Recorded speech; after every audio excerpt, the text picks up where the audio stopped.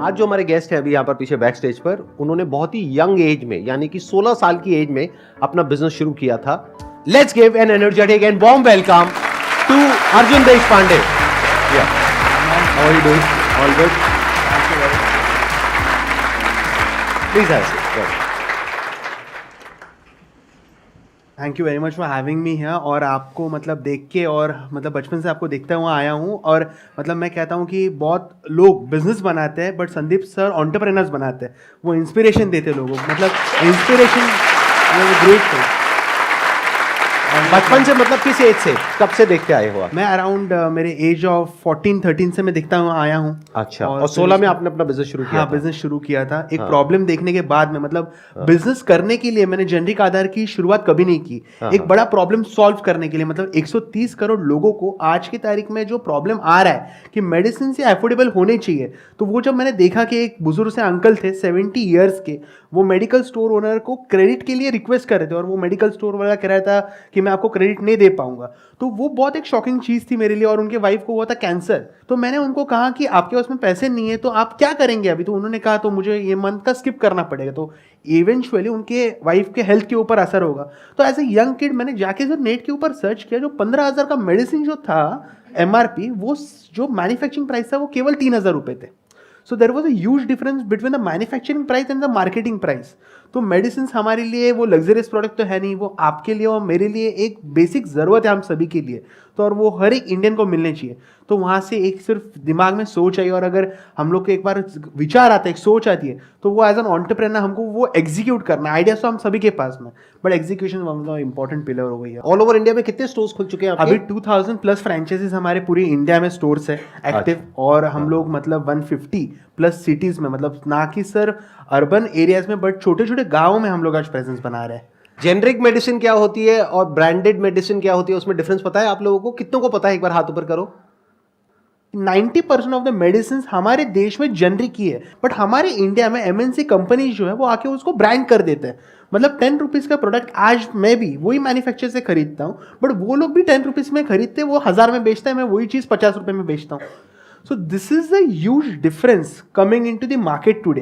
And इसके वजह से सीनियर सिटीजन्स, मतलब मैं आज जहाँ जहाँ पर जाता हूँ तो सीनियर सिटीजन जब सर के ऊपर हाथ रख के कहते हैं कि बेटा आपके वजह से हमारा 10,000 का बिल 2,000 का आया, तो एक 20 साल की उम्र में मुझे लगता है that is one of the important pillar what we all youngsters should work on. Excellent point, बहुत बढ़िया। तो जब 16 साल की एज में आपने अपने घर पे बात करी कि मैं ऐसा कुछ करने के बारे में सोच रहा हूँ, तो आपका क्या बिजनेस बैकग्राउंड है, जॉब बैकग्राउंड है? नहीं, मेरे मतलब मम्मी जॉब बैकग्राउंड से आते हैं और पापा भी, मतलब उनका टूर्स एंड ट्रैवल्स का बिजनेस था। तो मैंने मतलब जब मैंने वेंचर की शुरुआत मैंने सोचा था कि ये चीज़ मुझे करनी है, तो अक्सर सी बात है कि हम लोग ने मतलब ऐसे यंग एज में ऐसा कुछ किया नहीं होता है कि वो लोग हमारे ऊपर इतना इसीलिए ट्रस्ट करें। तो एक विचार अच्छा था कि मैं ग्राउंड लेवल पर रिसर्च कर रहा था कि अभी तो मैंने प्रॉब्लम देखा कि 130 करोड़ लोगों को मेडिसिन जो है वो अफोर्डेबल रेट्स में चाहिए, बट पहुंचाऊंगा कैसे, कहाँ तक कैसे पहुंचाऊंगी? 130 करोड़ लोगों तक पहुंचना है तो करोड़ों की फंडिंग लगेगी, और मेरे पास में तो पैसे ही नहीं थे क्योंकि एक अकेला सिर्फ एक विचार था मेरे पास में। तब मैंने क्या किया, मैं छोटे छोटे जो मेडिकल स्टोर थे हमारे आसपास के एरिया में, मैं उनके साथ में जाके कनेक्ट करने लगा। अराउंड 100-200 स्टोर्स के ऊपर मैंने विजिट किया, बट बहुत सारे लोग उतना ट्रस्ट नहीं कर रहे थे कि आप, मतलब वैसा मैंने कुछ किया है ना। मेरा पहला स्टोर जब एग्रीगेट हुआ, माय फर्स्ट स्टोर, उस रात को मतलब मैंने उनके साथ में एग्रीमेंट साइन किया, और उसके बाद में मैंने जाके मम्मी पापा को बोला कि मैंने पहला स्टोर का एग्रीमेंट साइन करके मैं आया हूँ और कल उसका इनॉग्रेशन है। तो फिर उन्होंने सपोर्ट किया, फिर वहाँ से फिर मम्मी पापा को कन्विंस अच्छा, किया। Very interesting. तो आपने पहले सीधा जा करके अपने घर वालों को नहीं बताया? नहीं बताया। या फादर मदर को कुछ हिंट तो दिया होगा जब आप इन स्टोर ओनर से बात करने गए थे? मैंने नहीं दिया। मैं उनको कहता था कि मतलब मैं मेरा तब क्या बोलते थे, मैं कहाँ जा रहा हूँ? मैं मतलब कॉलेज जा रहा हूँ, 11th-12 मेरा जस्ट 10th हो गया था, 11th-12 चल रहा था मेरा। तब मैं उनको कहता था कि मैं कॉलेज जा रहा हूँ, और उसके साइड में मतलब 2 व्हीलर तो था, तो मेडिकल टू मेडिकल विजिट करता था। जैसे हमारे तो बंक मारते थे स्कूल से? हाँ, तब मैं बंक मारता था और डायरेक्टली वहाँ पर जाता था। तो उनको बोलने तो की आपने अपना स्कूल कंप्लीट किया या नहीं किया? पढ़ाई पूरी करी या नहीं करी? 12th मैंने की, उसके बाद मैंने नहीं किया, क्योंकि मैं मानता हूँ कि एजुकेशन में आपसे बात करो, आप मुझसे बात करें, we are sharing education. Right. Degree is not just a method to gain something, और we can not prove just a degree for ourself. तो हम लोग जो नया करते हैं तो that is mean a lot for me. तो अब मैं ये समझना चाहूंगा कि आप पहले गए 100-150 फार्मासिस्ट के पास में, जिसको इंडिया में हम केमिस्ट बोलते हैं, उनसे जाकर के मिले कि मैं आपके स्टोर को ब्रांडेड कर दूंगा, मैं ये कर दूंगा, मैं वो कर दूंगा, बट वो कहेगा कहाँ से करोगे, पहले दिखाओ तो सही। बराबर है, बहुत बड़ी क्योंकि बात है। तब तक आपका एक भी स्टोर नहीं था, एक भी स्टोर नहीं था। तो कोई ट्रस्ट कैसे करेगा? Correct. This is one of the important pillar. जब हम लोग फ्रेंचाइजी मॉडल बोलते हैं, एग्रीगेशन मॉडल बोलते हैं, तो आपके पास में बेस होना चाहिए कुछ तो, जो कि मेरे पास में बिल्कुल नहीं। जैसे संदीप सर ने कहा, this is one of the important pillar. जब हमारे पास में दिखाने के लिस्ट नहीं होता तो लोग आपके ऊपर ट्रस्ट इजीली नहीं करते। मेरा बहुत अच्छा पॉइंट क्या था, मेरा जो पहला स्टोर इनॉग्रेट हुआ था उसके बाद में, मतलब जो वो दो भाई थे उनको मैंने बहुत कठिनाई से मैंने कन्विंस किया उनको कि हमारे साथ में जुड़िए। मैंने उनको कहा कि अगर लॉस हुआ भाई साहब वो तो मेरा है, अगर प्रॉफिट हो वो आप ही का दुकान है, आप ही के दुकान में प्रॉफिट आने वाला है, मैं आपका दुकान तो कहीं पर लेके जाने वाला हूं नहीं। वो लॉस आपका कैसे है? आपने इन्वेस्ट किया था उसमें? मैंने इन्वेस्ट नहीं, मतलब मैं उनको कहा कि 15,000 रुपीज मेरे पास में थे, उसको रीब्रांड कर दिया मैंने पूरा। मैंने उनके पास में मेडिसिन जो थे वो up to 80% lesser direct manufacture से रखे। तो जैसे जैसे मेडिसिन सेल होते थे मैं वापस मंगाता था, वापस सेल करता था, तो वो एक चेन में प्रोसेस में चालू हो गया।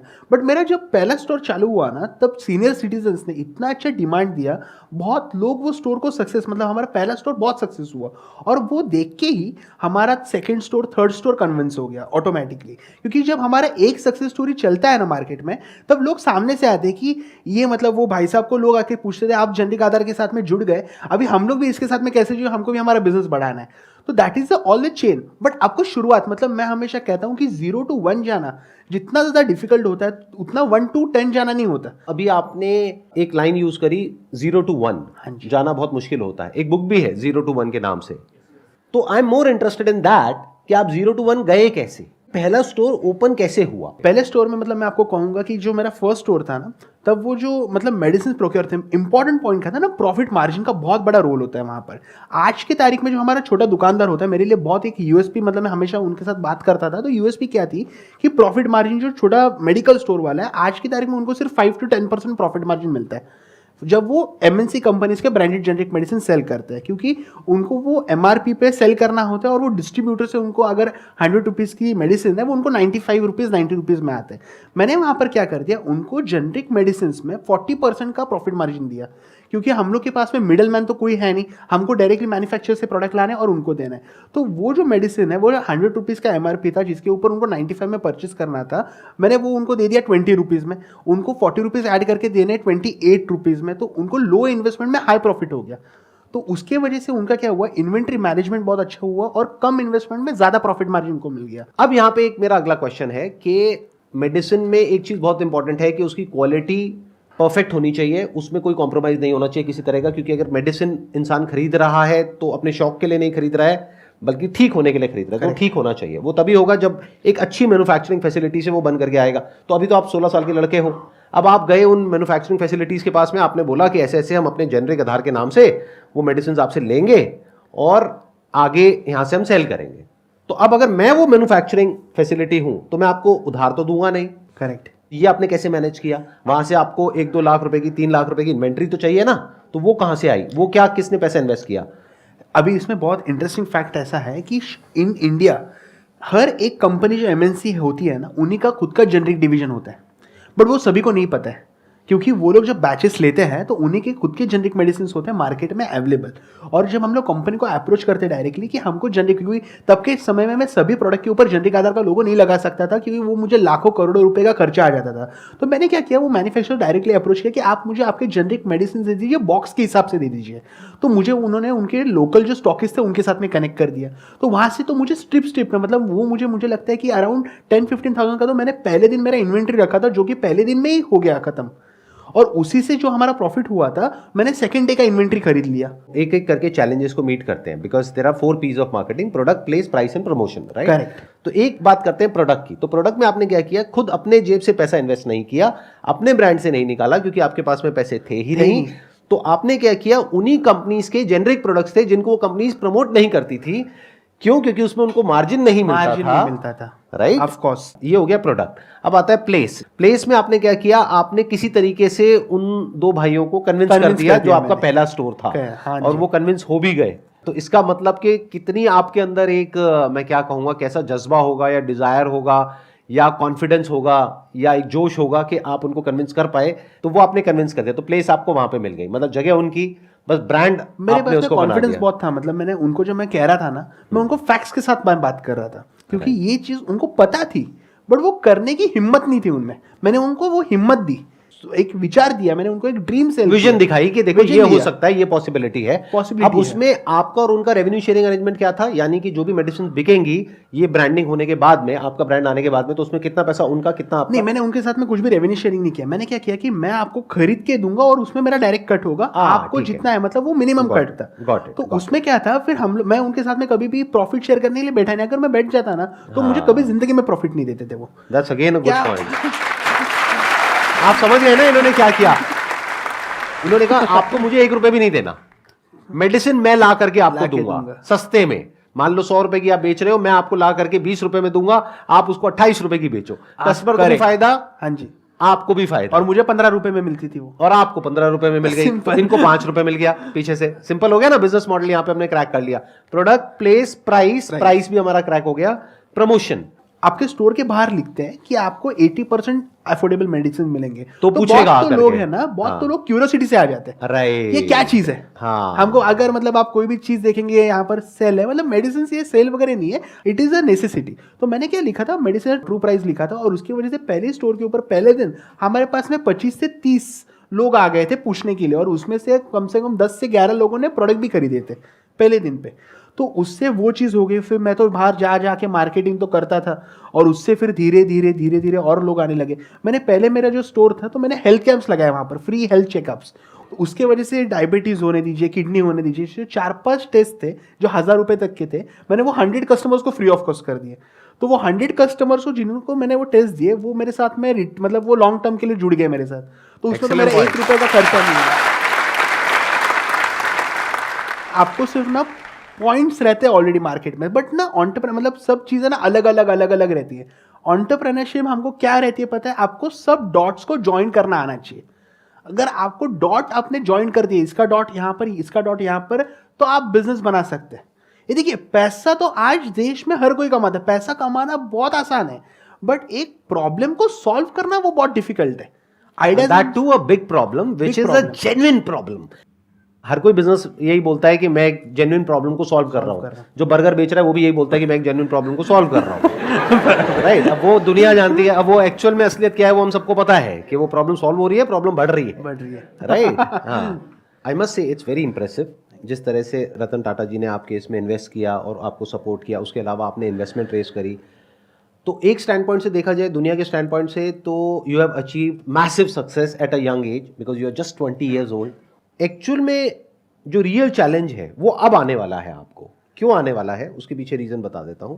अब आप अपने ब्रांड के नाम से मेडिसिन दे रहे हैं, यानी कि जेनरिक आधार के नाम से वो मेडिसिन दे रहे हैं, जो आप पीछे उन्हीं कंपनी से बनवा रहे हैं, उन्हीं मैन्युफैक्चरिंग फैसिलिटीज से बनवा रहे हैं जहां से बड़ी बड़ी कंपनीज बनवाती है। करेक्ट, तो उसी क्वालिटी स्टैंडर्ड्स के अकॉर्डिंग। Right, yes. क्योंकि आपने इन्वेस्टमेंट रेस कर ली है, तो जो इन्वेस्टर्स हैं वो आपके ऊपर प्रेशर क्रिएट करेंगे अपना मार्जिन इंक्रीज करने के लिए। तो अब आप अपने आप को किस तरीके से रोकेंगे, that is a big question. ये बहुत बड़ी बात है। आपने जैसे कहा, मतलब मैंने अगर इन्वेस्टमेंट अगर रेज भी किया है तो वो मैंने सस्टेन होने के लिए नहीं किया है, एक्सपेंड होने के लिए किया है। तो मैंने जो इन्वेस्टर्स, मतलब generic Aadhaar is from the day one, it's a profitable startup, it a profitable company. हम लोग आज तक एक भी रुपया बंद नहीं करते। आजकल हम लोग जो स्टार्टअप बबल देखते हैं तो हर एक कंपनी लॉसेस में है, बहुत सारी कंपनीज, उसके वजह से उनको इन्वेस्टर्स का प्रेशर आता है। बट जेनरिक आधार हम लोग ने क्या किया, बहुत माइन्यूट से इक्विटी दिया, उसमें ज़्यादा इक्विटी हम लोग ने दिया नहीं। इसकी वजह से we are not on the other side that we have to, मतलब वो इन्वेस्टर प्रेशर के ऊपर रहना है। बिकॉज मेरा वो मेंटेलिटी नहीं है कि हम this is a cause we have to solve on. ये प्रॉफिट बढ़ाने के लिए चक्कर में हमको हमारा कॉज नहीं भूल जाना है। यहाँ तक की स्टोरी बहुत अच्छी है। और अभी क्या हो रहा है, अब आपको धीरे धीरे एक्नॉलेजमेंट भी मिल रहा है। अब आप इस प्लेटफॉर्म पे आए, और भी प्लेटफॉर्म्स पे आप जा रहे हैं, और भी लोगों से मिल रहे हैं, धीरे धीरे सोशल मीडिया पे भी आपके बारे में बात हो रही है। तो अब क्या होगा कि जब सक्सेस मिलती है और सक्सेस के साथ में फेम मिलता है, तो धीरे धीरे हमारी जो वैल्यूज़ हैं वो बैक सीट ले लेती है। ऐसा 99% लोगों के साथ मैंने होते हुए देखा है। तो मेरे स्टैंड पॉइंट से अगर देखा जाए तो आपका सबसे बड़ा दुश्मन कोई और नहीं होगा, आप खुद होगे। क्योंकि आपका जो माइंड है उसके अंदर desires, greed, envy, jealousy, anger, frustration सबके अंदर होता है। मेरे अंदर भी, आपके अंदर भी, हम सबके अंदर है। तो जब वो हावी होता है तो इंसान का दिमाग पलटने में 1 सेकंड लगता है। बराबर है। तो वो आज नहीं तो कल पलटेगा। तो आप कैसे रुक पाओगे अपनी वैल्यूज पे? क्योंकि अगर आप अपने ब्रांड से बेच रहे हो तो किसी को नहीं पता कि आपका मार्जिन क्या है। और अपने मार्जिन को बढ़ाना आपके लिए बाएं हाथ का खेल है। तो अब क्या होगा कि फ्यूचर में आप खुद धीरे धीरे आप देखोगे कि आप खुद एक फार्मा कंपनी बनते चले जाओगे। एक थॉट से, एक आइडिया से एक शुरुआत हुई थी। तो इसको प्रोटेक्ट करने के लिए what we need is we need a very strong commitment from your side. If you're not ready to give that kind of a commitment, that's absolutely fine, that's your call, but I'm putting you in a hard spot कि अगर इस platform पर आप एक commitment दे सको तो ये problem हमेशा के लिए सॉल्व हो जाएगी और लोगों की। यानी कि एक मेडिसिन का प्राइस होता है X, जितने में वो मार्केट में बिक रही है, उसको हम बोल सकते हैं एवरेज प्राइस। क्या ये आप कमिटमेंट दे सकते हो पब्लिक प्लेटफॉर्म पर लोगों को कि हम ये जो average price of branded medicine है उससे इतना % तो ऑफ होगा ही होगा?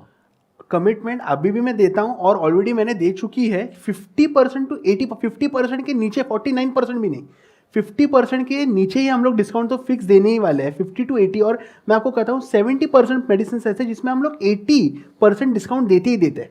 तो आपने जैसे कहा कमिटमेंट, तो वो तो डेफिनेटली 50% तो हम लोग देंगे ही देंगे। मतलब 100 रुपये का चीज़ है मार्केट में, वो हम लोग 50 रुपये में देंगे, मतलब देंगे। और वो अगर हम लोग है तो 20 रुपये तक देंगे हम लोग। So that is 100% for sure from my side. Excellent point ji. You need guts to say that. और मैंने ये क्यों किया मैं आपको बता देता हूं, क्योंकि जो आप काम कर रहे हो ना, that's like a dual edged sword. क्योंकि आप एक बहुत बड़ी प्रॉब्लम को सॉल्व कर रहे हो इस वक्त। मतलब आप खुद क्या कर रहे हो वो अभी आप खुद भी नहीं जानते हो कि ये कितने बड़े लेवल पे कितने लोगों का भला हो सकता है इसकी वजह से।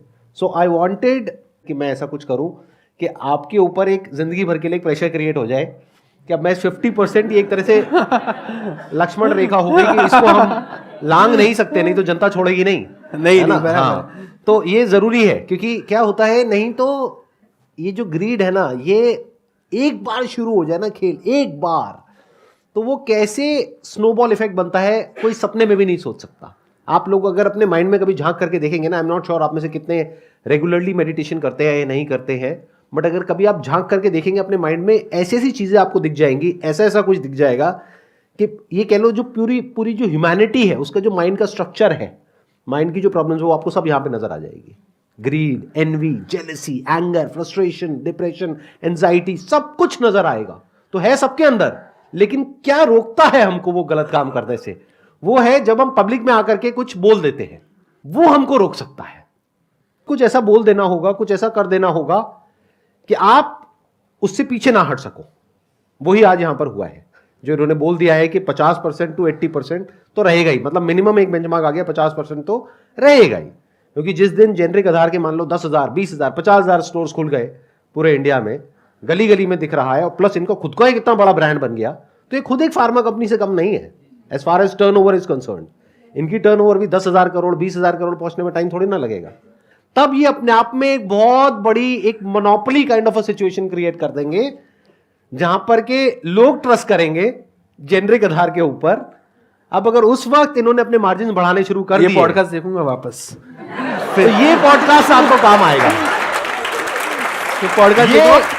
और एक चीज, मतलब मैं फैक्ट ये आपको 5 साल बाद रोकेगा, 10 साल बाद, 20 साल बाद रोकेगा। और मतलब ये चीज आपसे बहुत सीखने जैसे, मैं मतलब संदीप सर के मैं सभी को पता है, मतलब वो YouTube इतना अच्छा बड़ा चैनल तो भी मॉनिटर कुछ नहीं करते वो चीज़ को। मतलब सब है उनके पास में आज की तारीख में, बट वो चीज़ को उन्होंने, मतलब ये हमको उनसे सीखना चाहिए। मतलब हमारे पास में जब सब होता है, फेम होता है, सब कुछ होता है, बट वो हम लोग अगर वो चीज़ बिजनेस नहीं कर रहे हैं, उसका मतलब उससे ज़्यादा बड़ी चीज़ कुछ नहीं हो सकती इनके जैसे। तो hats off to you for that. मतलब आप अगर ये चीज़ अगर मुझे कहेंगे ना, तो डेफिनेटली मन से मुझे आनंद हुआ ये चीज़ का, क्योंकि वो आपने चीज़ करके हो चुकी है आपकी, आपने वो सब आप में, मतलब वो सब कुछ नहीं है चीज़ें आप में। तो अगर आप वो मुझसे एक्सपेक्ट करेंगे तो डेफिनेटली मैं हाँ ही बोलूंगा वो चीज़ के लिए। मुझे यही देख करके खुशी हो रही है, क्योंकि जब आप यहाँ पर आए थे, आपने बताया कि आपने 14 साल की एज से मेरी वीडियोस देखी करी, तो आई एम श्योर आपने ये सब देख रखा होगा, आपको मेरे बारे में सब कुछ पता होगा। तो आई वांटेड कि जब आप इतने मैसिव लेवल पे कुछ करने वाले हो, that too in the social entrepreneurship category. एक होता है नॉर्मल एंटरप्रेन्योरशिप, एक होती है सोशल एंटरप्रेन्योरशिप। सोशल एंटरप्रेन्योरशिप का मतलब ये नहीं होता चैरिटी, मतलब होता है कि ये अपना पैसा भी कमाएंगे, लेकिन उस ग्रीड को अपने ऊपर हावी नहीं होने देंगे। वो जो कॉज है, यानी जो सोसाइटी का भला है, वो हमेशा फ्रंट में रहेगा, और जो प्रॉफिट है वो सेकेंडरी रहेगा। That is the idea. क्योंकि प्रॉफिट नहीं होगा तो ऑपरेट कैसे करेंगे, सस्टेन कैसे करेंगे? जैसे मैं ये जो काम कर रहा हूं, मैंने अपने लिए बड़े अच्छे से प्लान करके, जिसको फाइनेंशियल प्लानिंग बोलते हैं, एक स्ट्रक्चर बनाया हुआ है कि मुझे किसी तरह की कोई प्रॉब्लम नहीं है और होपफुली अगले 50 साल तक भी नहीं आने वाली है। मैंने इस तरीके से प्लानिंग कर रखी है, तो मुझे किसी के आगे हाथ नहीं फैलाना पड़ेगा कभी भी। करेक्ट। इस काम के लिए the problem with this work that I am doing is कि the moment I ask someone, चाहे वो ऑडियंस हो, चाहे वो कोई इंसान हो या कोई ऑर्गेनाइजेशन हो, उससे मैं बोलता हूं कि भाई मुझे पैसा दे दो ये काम करने के लिए, बराबर, तो उनकी शर्तें आ जाएंगी। शर्तें आ जाएंगी। वो कहेंगे कि ठीक है हम देते हैं आपको 10 करोड़ रुपए, 20 करोड़ रुपए, बट अब आपको ये करना पड़ेगा, अब ये इलायची बेचनी पड़ेगी। तो इलायची मैं खाता ही नहीं, मैं इलायची क्यों बेचूं? I don't like elaichi. Thank you so much for coming, it was pleasure meeting you, pleasure talking to you, wish you all the best. आप बहुत अच्छा काम कर रहे हो, I must say that, and keep doing it. Big round of applause for him.